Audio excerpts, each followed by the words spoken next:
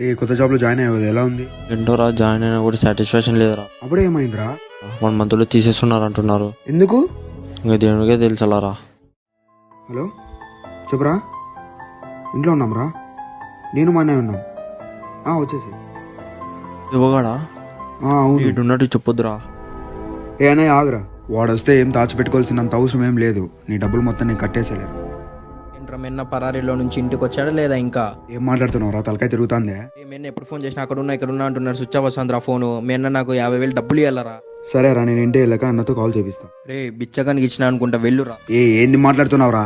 ఏంట్రా స్నో మీదకి వస్తున్నావు తెలీదా? డబ్బులు తీసుకున్నప్పుడు ఎంత తీసుకున్నాడు రా? 50,000 తీసుకున్నాడు. కొట్టేసే చూడు. మా అన్న బదులు నేను నీకు సారీ చెప్తున్నా.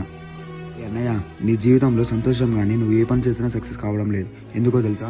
ఇలాంటి వాళ్ళు నీకు శాపనార్థాలు పెట్టడం వల్ల. పరాయి సొమ్ము పాము కాటు లాంటిది అన్నయ్య. ఇంకోసారి అప్పు చేయి.